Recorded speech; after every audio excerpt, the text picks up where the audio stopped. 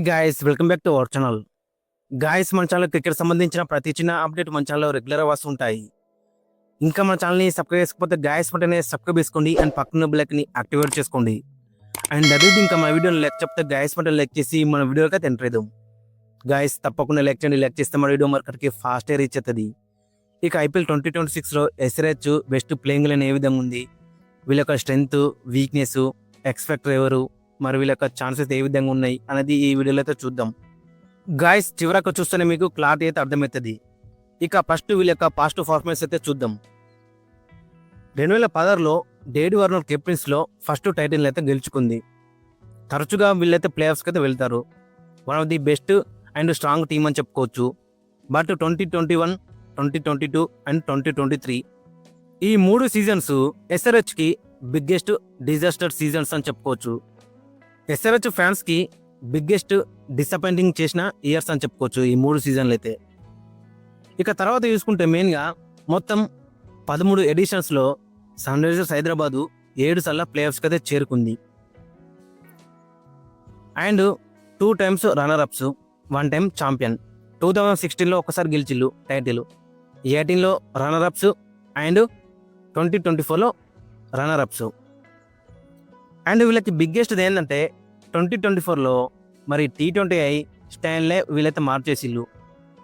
ఈ టీంను చూసి ప్రపంచ ఫ్రాంచైజీలు కానీ ప్రపంచ టీమ్స్ కానీ మొత్తం కూడా ఫాలో అవుతున్నాయని చెప్పుకోవచ్చు 100%. T20I నిర్వచననే చేంజ్ చేసిల్లని చెప్పుకోవచ్చు. అండ్ ఐపీఎల్ హిస్టరీలో చూసుకుంటే మీరు టాప్ 6లో 5 సార్లు ఎస్ఆర్హెచ్ కొట్టిందని చెప్పుకోవచ్చు. అంతెందుకు టాప్ 4లో చూసుకుంటే టాప్ 4కి 4 ఎస్ఆర్హెచ్ ఉన్నాయని చెప్పుకోవచ్చు. ఒకప్పుడు అన్నారు ఎస్ఆర్హెచ్ మరి 200 కొడుతుందా, బౌలింగ్ బెటర్ ఉంది బట్ బ్యాటింగ్లో ఏమాత్రం లేదన్నారు. బట్ ఇప్పుడు చూసుకుంటే ఈజీగా ఎస్ఆర్హెచ్ 300 కొడుతుంది అంటున్నారు అందరూ. కన్సిస్టెంట్గా 250 అయితే కొడుతున్నారు. గత 2 సీజన్స్లో అలాంటి బ్రాండ్ ఆఫ్ క్రికెట్ని అయితే వీళ్ళైతే సంపాదించుకున్నారు. అండ్ రాబోయే సీజన్లో కూడా 300 కొడతారు అంటున్నారు. ఎందుకంటే ఇంకా చాలా బ్యాటింగ్ అనేది ఇంకా స్ట్రాంగ్ అయిందని చెప్పుకోవచ్చు. బట్ ఎనీవే గత సీజన్ కొంచెం డిసప్పాయింట్ చేసిల్లు. ఒక్కసారి గత సీజన్ పర్ఫార్మెన్స్ ఒకసారి మనం చూసుకుంటే మొత్తం 14 మ్యాచ్ల్లో 6 గెలిచిలు, 7 అయితే ఓడిపోయారు. ఇక ఫస్ట్ మ్యాచ్లో మనం చూసినాం కదా ఏ విధంగా వీళ్ళు కొట్టిల్లు అనేది. ఇక అన్ని టీమ్స్ కూడా అర్థమైనాయి. ఇక ఎస్ఆర్హెచ్ కొంచెం బ్యాటింగ్ ఫ్రెండ్లీ వికెట్ ఉంటే అబ్బో మేము తట్టుకోలేమని అన్ని టీమ్స్ కూడా అర్థమైనాయి. కొంచెం స్పిన్నర్లకు ఫ్రెండ్లీ ఉండే పిచ్చులు అయితే ఇచ్చిల్లు మనోళ్ళకి. బట్ బ్యాడ్లీ మన దగ్గర స్పిన్నర్లు అయితే లేరు. ఉన్న ఆడమ్ జంపా అతను ఇంజూర్ కారణంగా కొన్ని మ్యాచ్ ఆడి వెళ్ళిపోయాడు. సో ఫస్ట్ మ్యాచ్ గెలిచిన తర్వాత సీరియల్గా 4 మ్యాచ్ ఓడిపోయారు. మళ్ళీ 6వ మ్యాచ్ పంజాబ్ పైన గెలిచిల్లు. దట్టు అభిషేక్ శర్మ మంచి ఇన్నింగ్స్ అయితే ఆడిండు. ఇక తర్వాత తీసుకుంటే మళ్ళీ 2 మ్యాచ్ ఓడిపోయారు. మళ్ళీ సిఎస్కే పైన గెలిచిల్లు. మళ్ళీ 1 మ్యాచ్ ఓడిపోయారు. ఇక లాస్ట్ 4 మ్యాచ్ల్లో మనోళ్ళు మంచి కంబ్యాక్ అయితే ఇచ్చిల్లు. ఢిల్లీ క్యాపిటల్స్తోని మ్యాచ్లు అద్దేనాయని మనోళ్ళు ఫస్ట్ బౌలింగ్ వేసి 133కే వాళ్ళనైతే కట్టడైతే వేసిల్లు. ఈజీగా మనోళ్ళు మ్యాచ్ గెలుతా అనుకున్నాం. బట్ వర్షం కారణంగా ఆ మ్యాచ్ అయితే రద్దయిందని చెప్పుకోవచ్చు. ఇక తర్వాత 3 మ్యాచ్లు ఈజీగా మనలో అయితే గెలిచిల్లు. అక్కడ చూసుకుంటే లక్నో సూపర్ జైంట్స్ పైన గెలిచిల్లు, ఆర్సీబీ పైన గెలిచిల్లు అండ్ కేకేఆర్ పైన కూడా గెలిచిల్లు అని చెప్పుకోవచ్చు. గత సీజన్లో మనకి మెయిన్గా చూడాల్సింది ఏంటంటే ఫస్ట్ మ్యాచ్లో ఆర్ఆర్ పైన 286 అయితే కొట్టిల్లు. అండ్ గత సీజన్లో లాస్ట్ మ్యాచ్లో కేకేఆర్ పైన 278 అయితే కొట్టిల్లు. అంటే హై నోట్తోని స్టార్ట్ చేసిల్లు, హై నోట్తోని ఎండ్ చేసిల్లు అని చెప్పుకోవచ్చు. ఇక ఈ సీజన్లో వీళ్ళ యొక్క షెడ్యూల్ అయితే మనం చూద్దాం. 28th మార్చి నాడు ఆర్సీబీతో జరగబోతుంది బెంగళూరులో 7:30 PM. ఇక సెకండ్ మ్యాచ్ వచ్చేసి 2nd ఏప్రిల్ నాడు వర్సెస్ కేకేఆర్తో కోల్కతాలో జరగబోతుంది 7:30 PM. ఇక తర్వాత 2 మ్యాచ్లు కూడా ఈవినింగ్ గేమ్స్ అయితే ఉన్నాయి. 5th ఏప్రిల్ నాడు ఎల్ఏజీతోని మన హైదరాబాద్లో జరగబోతుంది 3:30 PM. అండ్ 4th మ్యాచ్ వచ్చేసి 11th ఏప్రిల్ నాడు పంజాబ్ కింగ్స్తో జరగబోతుంది ముల్లన్పూర్లో. ఇక వీళ్ళ స్క్వాడ్ ఒకసారి మనం చూసుకుంటే ఇక బ్యాటర్స్ వచ్చేసి ఇందులోనే వికెట్ కీపర్స్ అయితే ఉన్నారు. కిషన్ రీసెంట్గానే T20I వరల్డ్ కప్లో 2nd హైయెస్ట్ స్కోరర్ మన టీంలోకి. ఇక తర్వాత అనికేత్ వర్మ గత సీజన్లో చూసినాం ఇతని పర్ఫార్మెన్స్ వచ్చేసి. ఇక సమ్రన్ రవిచంద్రన్ రీసెంట్ డొమెస్టిక్లో చాలా మంచి ఫామ్లో అయితే ఉన్నాడని చెప్పుకోవచ్చు ఆల్ 3 ఫార్మాట్స్లో. ఇక సలీల్ అరోరా రీసెంట్గానే మనం చూసినాం సయ్యద్ ముస్తక్ అలీ ట్రోఫీలో ఇలాంటి ప్లేయర్ అనేది. ఇక తర్వాత Heinrich Klaasen and Travis head అయితే ఉన్నారు. ఇక ఆల్రౌండర్స్లో చూసుకుంటే Abhishek Sharma recent T20 world కప్లో లాస్ట్ మ్యాచ్లో మనం చూసినాం కదా ఎలాంటి నాక్ ఆడిండో. అండ్ గతంలో కూడా మన SRHకి ఎలాంటి నాక్స్ ఆడిండో తెలుసు. నితీష్ కుమార్ రెడ్డి గత సీజన్లో కొంచెం డిసప్పాయింట్ అయితే చేసిండు. మరి ఈ సీజన్లో ఏ విధంగా కంబ్యాక్ చేస్తాడో అది ఇంట్రెస్టింగ్గా నడుతుంది. ఇక హర్షల్ పటేల్ కొన్ని రన్స్ ఎక్కువ ఇచ్చినా వికెట్లే తీస్తాడు ఖచ్చితంగా. కమిందు మెండిస్ రీసెంట్ వరల్డ్ కప్లో శ్రీలంకకి మంచి ఫినిషర్ రోల్ అయితే ఆడిండు. హర్ష దుబే రీసెంట్గానే నమన్ అవార్డ్స్లో అవార్డు అయితే గెలుచుకున్నాడు, మంచి డొమెస్టిక్ ప్లేయర్ అని. బ్రైడన్ కార్సు, శివం కుమార్ ఉన్నారు. శివం కుమార్ నెంబర్ 7 నెంబర్ 8లో పర్ఫెక్ట్ ప్లేయర్ అని చెప్పుకోవచ్చు మన SRHకి. ఎందుకంటే యూజువల్గా చూసుకుంటేనే spin bowling all rounder, that left arm chinaman అయితే వేస్తాడు అండ్ ఆల్రౌండరు, అది గుర్తుపెట్టుకోండి. చాలా అంటే యూస్ఫుల్ ప్లేయర్ అని చెప్పుకోవచ్చు. ఇక తర్వాత చూసుకుంటే క్రేన్స్ ఫులత్రా, హిందీ క్లాస్ అని చెప్పింది ఇతని గురించి. ఇక తర్వాత చూసుకుంటే lime Livingstone and Jack Edwards కూడా రీసెంట్ BBLలో చూసినాం కదా, విత్ ది బ్యాట్ మంచి స్ట్రైక్ రేట్ ఉంది, డౌన్ ది ఆర్ వచ్చి పెద్ద పెద్ద 6 అయితే కొడతాడు. అండ్ బౌలింగ్లో కూడా రెగ్యులర్గా వికెట్లే తీసిండు BBLలో. సో కాబట్టి ఇతను కూడా మంచి పిక్ లెక్క కనబడుతుంది. ఇక బౌలర్స్ చూసుకుంటే ప్యాట్ కమిన్స్ అన్ఫార్చునేట్లీ ఫస్ట్ కొన్ని మ్యాచ్ అయితే మిస్ అవుతున్నాడు. ఇక జీసన్ అన్సరీ గత సీజన్లో మనం చూసినాం కదా, కొంచెం డిసప్పాయింట్ అయితే చేసిండు. 10 మ్యాచ్లో జస్ట్ 6 వికెట్లు మాత్రమే తీసుకున్నాడు. ఇక జయదేవ్ ఉన్నత్కట్టు గత సీజన్లో చాలా బెటర్ బౌలింగ్ అయితే వేసిండు. ఈ సీజన్లో మరి కీ బౌలర్గా మారే ఛాన్స్ అయితే ఉంది మన SRHకి అయితే. ఇక తర్వాత తీసుకుంటే ఇషాన్ మలింగా కూడా గత సీజన్లో ఆడిన కొద్ది మ్యాచ్లో చాలా వికెట్గా తీసుకున్నాడు. సకీబ్ హుసేన్ ఇతను కూడా రా పేస్ అయితే ఉంది ఇతని దగ్గర. మరి చూడాలి మరి ఎలాంటి పర్ఫార్మెన్స్ ఇస్తారా అనేది, ఒకట ఛాన్స్ దొరికితే ఇట. ఓంకర్ తర్మలే ఇతని దగ్గర కూడా మంచి పేస్ అవుతుంది. ఇక అమిత్ కుమార్ ఉన్నాడు, పవర్ఫుల్ ఇంజే కూడా విదర్భకి అయితే ఆడతాడు. ఇక శివం మావి గతంలో మనం చూసినాం, మంచి పవర్ ప్లేలో స్వింగ్ అయితే లభిస్తాయి ఇతనికి బోత్ సైడ్స్. ఓవరాల్గా చూసుకుంటే టీం వచ్చేసి బెటర్గా నడుతుంది. ఈ టీంలో మనం మెయిన్గా చూసుకుంటే ప్లేయర్ టు వాచ్ అవుట్ వచ్చేసి క్రేన్స్ ఫులెత్రా అండ్ శివం కుమార్, వీళ్ళిద్దరు అని చెప్పుకోవచ్చు. ఇక దీంట్లోకి వెళ్ళి మనం ప్లేయింగ్ లెవెన్ అయితే చూద్దాం. ఇక ఓపెనర్స్ వచ్చేసి అందరికీ తెలిసిందే అభిషేక్ శర్మ, ట్రావిస్ హెడ్ అయితే ఉంటారు. అభిషేక్ శర్మ గత సీజన్లో చూసుకుంటే చాలా బెటర్ రానిచ్చిండు. ఇనిషియల్గా కొన్ని మ్యాచెస్లో ఇబ్బంది పడ్డా కానీ తర్వాత మంచి ఫామ్లోకి అయితే వచ్చిందని చెప్పుకోవచ్చు. పంజాబ్ కింగ్స్ పైన 141 అయితే కొట్టిండు, సింగిల్ హ్యాండ్లీ మ్యాచ్ అయితే గెలిపించిండు. మొత్తం గత సీజన్లో అభిషేక్ శర్మ 439 రన్స్ అయితే స్కోర్ చేసిండు, 33 యావరేజ్ ఉంది అండ్ 193 స్ట్రైక్ రేట్తోని. ఒక 100 ఉంది, 2 50s అయితే ఉన్నాయి. ఈ సీజన్లో కూడా ఇతని దగ్గర కన్సిస్టెంట్గా రన్స్ అయితే ఎక్స్పెక్ట్ చేస్తున్నాం. ఇక మరోవైపు ట్రావిస్ హెడ్ కొంచెం డిసప్పాయింట్మెంట్ అయితే వేసిండు. 2024లో మనం చూసుకుంటే దాదాపు 567 రన్స్ అయితే స్కోర్ చేసిండు, విత్ స్ట్రైక్ రేట్ అక్కడ మనం చూసుకుంటే 191 స్ట్రైక్ రేట్తోని.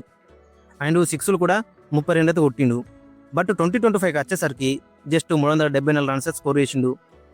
యావరేజ్ తగ్గింది, 31 మాత్రం ఉంది. స్ట్రైక్ రేట్ కూడా తగ్గింది 162కి. అండ్ 6s కూడా తగ్గిందని చెప్పుకోవచ్చు, హాఫ్ ఆఫ్ ది. అంటే 2024లో మనోడు 32 6 కొడితే 2025లో జస్ట్ 15 6 మాత్రం కొట్టిండు. మరి ఈ సీజన్లో ఏ విధంగా కంబ్యాక్ చేస్తారనేది ఇంట్రెస్టింగ్ కనబడుతుంది.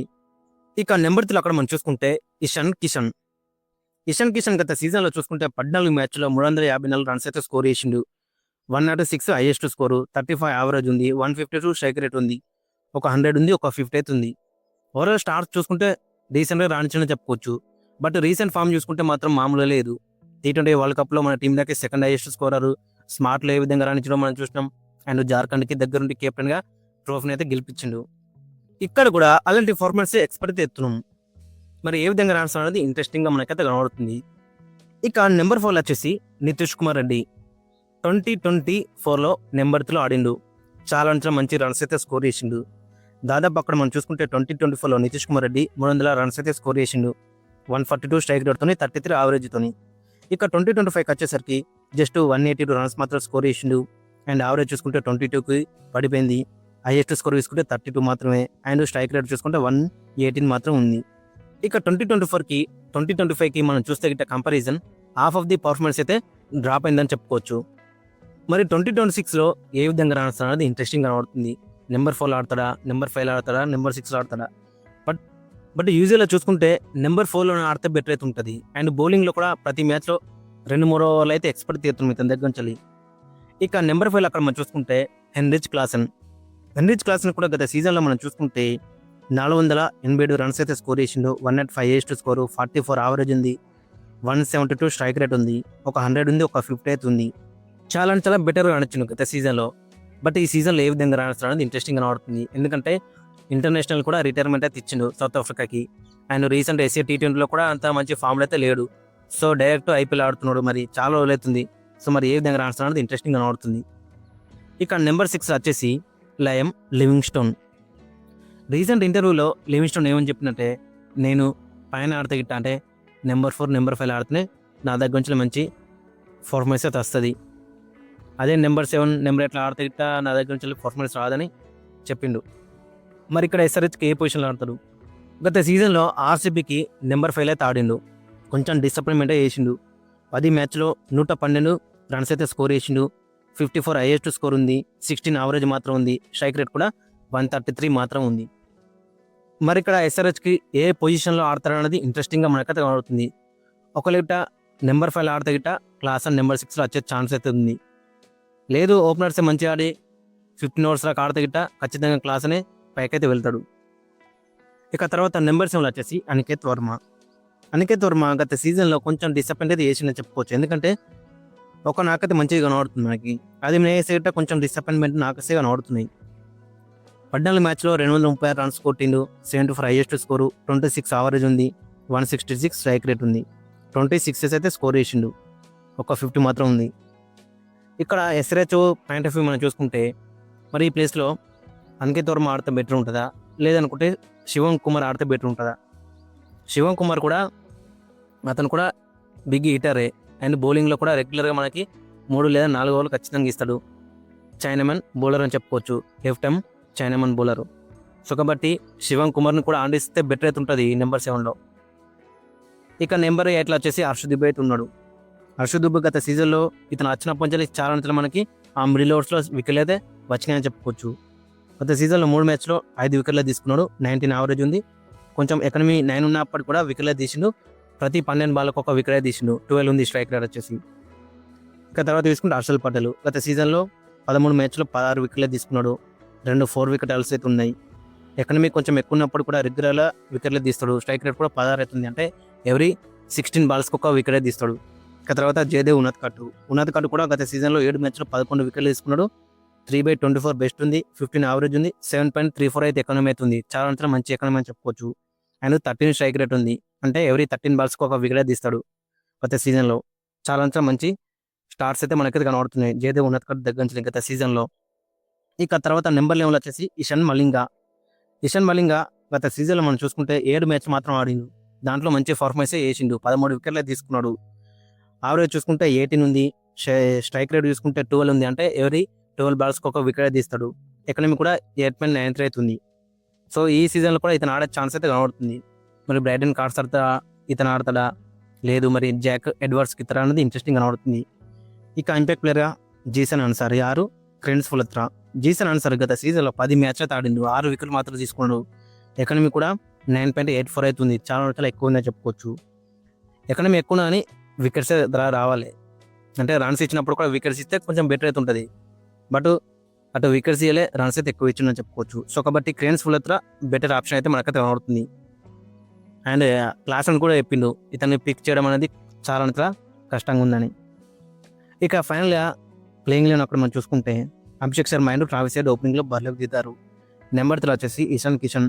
నెంబర్ 4 వచ్చేసి నితీష్ కుమార్ రెడ్డి. నెంబర్ 5 వచ్చేసి క్లాసెన్. నెంబర్ 6లో లయం లివింగ్స్టోన్. నెంబర్ 7లో అనికేత్ వర్మ, శివం కుమార్. 8లో హర్షదీప్ దుబే. నెంబర్ 9లో హర్షల్ పటేల్. నెంబర్ 10లో జయదేవ్ ఉన్నత్. నెంబర్ 11లో ఇషాన్ మలింగా. అండ్ ఇంపాక్ట్ ప్లేయర్గా జీసన్ అన్సారీ 6, క్రెన్స్ ఫులత్రా. ఈ విధంగా అయితే ఉంటుంది కాంబినేషన్ వచ్చేసి చాలా అంతలో మనకి బెటర్గా కనబడుతుంది. ఇంకా ప్లేయర్స్ ఉన్నారు అక్కడ. శివం మావి ఉన్నాడు. అండ్ అదేవిధంగా జాక్ ఎడ్వర్డ్స్ ఉన్నారు. సో వాళ్ళు కూడా ఏదో ఒక పాయింట్ ఆఫ్ లో వాళ్ళకు కూడా ఛాన్స్ అయితే వస్తుందని చెప్పుకోవచ్చు. ఇక స్ట్రెంత్ చూసుకుందాం మనం. స్ట్రెంత్ వచ్చేసి వీళ్ళ బ్యాటింగ్ అని చెప్పుకోవచ్చు.